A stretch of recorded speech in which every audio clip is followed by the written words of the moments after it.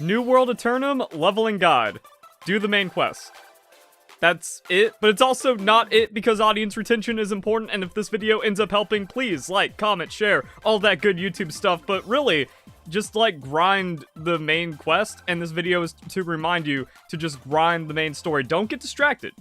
Levels are more important than anything, because if you spend time like, oh, I'm going to do some little quests, I'm going to do some town board, and then I'm going to pay and upgrade my gear a little bit. Okay, cool, check out that drop, I'm stronger. Nah, it doesn't matter. Just do the quest. Like, if you go through the main story, you're going to get gear rolls, you're going to get levels, you can use better gear, and it's not good if you immediately make your gear worthless by getting distracted, and you can just keep on grinding. Also, a big thing about the story is that it's not super difficult. You're going to notice, like, for some of the story beats, it's like, wait a second, that level 20 enemy was weaker than the level 15 enemy that I just beat in the camp.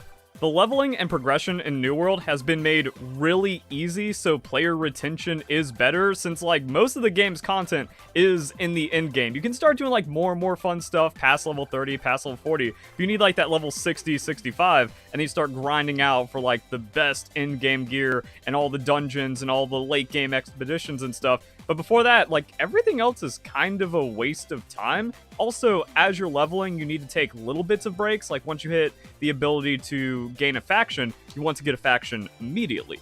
Once you get level 20, you want to get a mount, because if you move faster, then that means you can do quests faster and get more experience faster. If at some point you are underleveled and you're struggling with the main story because there's going to be like soul trials or there's going to be bigger bosses from time to time, go to the shop, sort by your gear score, like the highest gear you can buy, and then buy everything up because you're going to have tons of money from doing all of the story quests and just other little bits of activities that end up giving you some coin. And then you could probably take on the challenge really well. And one of the best tips for New World is finding an energy drink to fuel your grind. I choose G Fuel. It's the best energy drink I found for work or gaming. The Focus Complex hits. It gets me locked in and performing at my best. Also, tons of delicious flavors to choose from. You can even pick up a starter kit. And that way you can find out if G Fuel is right for you. Use code VERLICIFY for 20% off your G Fuel order, especially if this video helped out. It's the best way for showing support for my content, and you get some good stuff in return. Back to the video. Also, you can do other tasks to gain even more experience inside of it. So when you go to the map, there's going to be like the yellow diamonds that aren't big main story ones, and those are side quests. When you get a side quest, it's usually someone outside the landmark saying, hey, go in there and find some item for me, and then you do it and you get a couple thousand experience potentially for free. So you want to do that. Like, you need to pay attention to the map every once in a while, open it up, see the side quests, and you can even go into the journal and see how much experience is rewarded if you're hyper sweating, to be like, well, it's actually not worth 400 experience to walk back to that person or go slightly out of my way to hand in the quest when I'm getting, 5-6 times that from the main story. That's something to pay attention to. Also, if you do faction missions, you're going to have to do that to level up your faction reputation and upgrade and get stronger and all the gear that way. So just kind of take the faction board whenever, and if it overlaps with the main quest or it's like along the way, then you can do that and you can get more experience. If anything, this guide is more reassurance, like, oh, I feel like I'm doing something wrong. Is there a better way of getting experience? Is there something more I could be optimizing? Most likely not. Also, town boards are a bait. Depending on if you've played previously or something, you might be thinking like, oh yeah, a lot of things like, oh, you do town boards, faction missions, main story, side quests, and you just like pile as many of those as possible to get all the experience you can get. Well, years ago, they did an update where they made the leveling curve like half, so it's way easier to get to level 60, but with that, they nerfed the town board, and I guess it's like still fine to do, depending on how much money you have and how commodities are going for on your server, as well as the missions that you can get. Because yeah, if you just have, 20 light meals and then you trade that in for 200 experience, that's going to be worth it every time. So you can just kind of fill out your town board, see if you have any of the items like, oh, 300 green wood. And if you can buy a lot of each thing and just kind of have it to where every 30 minutes or every time you're in town, check the town board, insta-complete 3 things, get 800 experience, that's good. Also, if you get the territory experience boost, it gives you experience for everything, including quests. So it is something that you don't want to ignore, where it's like, hey, you can upgrade your territory, you have 3 points. Well, you actually want to be clicking through that and then choosing experience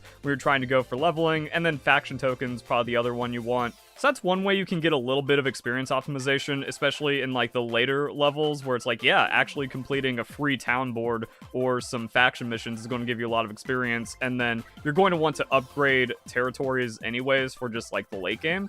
And it's also going to be easier to level up depending on how active your server is or how active the game is. If everyone's jumping on to Fresh Start Worlds and you're doing this with the release of Aeternum, then yeah, everyone's just going to be mobbing through all the story quests, and you're not going to be like caught out solo or only be trying to like get by with one or two other people, which means it's going to be easier to get that super duper power leveling, and you're not going to have to upgrade your gear as much. But then, depending on like if you're coming in later to a server, everything's going to be cheaper. The wood for town board missions is going to be cheaper. People are going to be selling their 400-500 gear score items for 5-10 coin. So even though it's crap to them, it's like, wow, that's actually like super duper good for me, and I'm going to be replacing it soon anyways. And the main story does end up hard capping you, where it's like, oh, you need to be level 50 to continue with the story, and you're level 47. It's like, oh, I got a long ways to go. That's when you can take a little bit of time to kind of, okay, let's upgrade our gear here. Let's grind through content. Now we can do a lot of faction missions. Now we can check on the town board. Maybe it could also be a good time to familiarize yourself with some of the expeditions. The expedition finder is really good. That can turn into half a level. There could also be a seasonal event going on, so you can just kind of check your journal and see what good experience routes you can take from there. Oh, and when you take a break, make sure that you log off in a town, that way you get the rested experience boost. Rested experience means that when you log back on, you've accumulated some kind of like bonus experience, so when you cash in experience rewards, the rested experience converts into bonus experience. So it also means like you're not punished super hard for taking a break. So if you do hit some kind of level gate, that's also a good time to go back to a town. That's when you go to bed. That's when you come back, turbo some experience, turbo some dailies, then get back on the main story. Also, it's really good to complete the main story quest because that's going to upgrade your Azoth staff, and it's going to give you access to just everything. Brimstone Sands has a ton of content. Angry Earth has a ton of content. And another really good benefit to only worrying about the main story quest is that you actually don't even fall behind too much on gathering and crafting, because there's going to be lower level nodes in these areas. Then those nodes are going to be less contested, and you have time to kind of fall back and do that. Lore notes, I think, are also worth it. Like, if there's a lore note right in your way and you pick it up and you get 150 experience and you do that 100 times, that's 15,000 experience. That's just like a solid chunk of your leveling. Same thing for visiting areas. You know, if you're on your mount going from point A to point B in the main story quest, but you see like an uncharted area, you just go and scoop that up. You get a little bit of experience, a little bit of reputation. That's pretty nice to have. Make sure you unlock the shrines, because at some point you're going to do that. Also, maybe have some consideration for landmarks and shrines, and you just want to grab those, even if they're slightly out of the way. So, like, yes, technically you hit max level a little later, but it's going to take longer to actually, like, go back and unlock everything that you kind of passed by anyways. So the game isn't just, oh, you max level and then you quit. You're still going to have, like, optimizations beyond that. And that might be everything to leveling up and all the little bit of extra nuances and stuff about the game. Yeah, it's boring, but that's just kind of like the rest of the game. The rest of the game is just grinding out the gameplay loop and cycling whatever content you're trying to cycle, whether it's running tons of expeditions, whether it's going out and just doing faction missions all day long to get gear upgrades and perfect crafts or something. It's a very grindy, loopy game, so the faster you get the story out of the way, the better. And almost any time spent before that is just wasted time, because if you go off of the main story and you want to level some like gathering skills or some crafting skills, well, earlier on the server there's going to be more competition, money's going to be tighter, and all the prices are going to be out of whack. Also, gear has level restrictions, so you're going to have no restrictions when you're level 60 or max level, and then you can just kind of turn around and buy whatever or craft whatever or gather whatever, and it's not going to hurt you too much.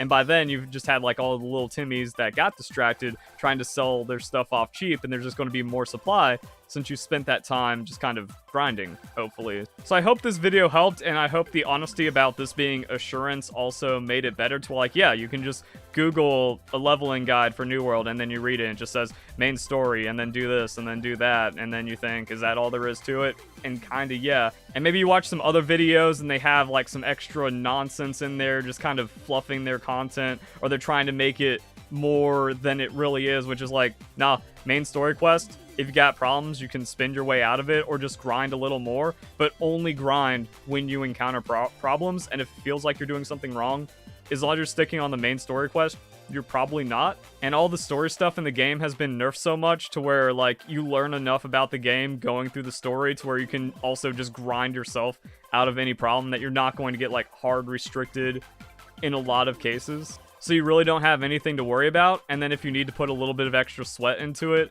then that's when you, like, can micro-optimize and then get into that gameplay loop a little bit better.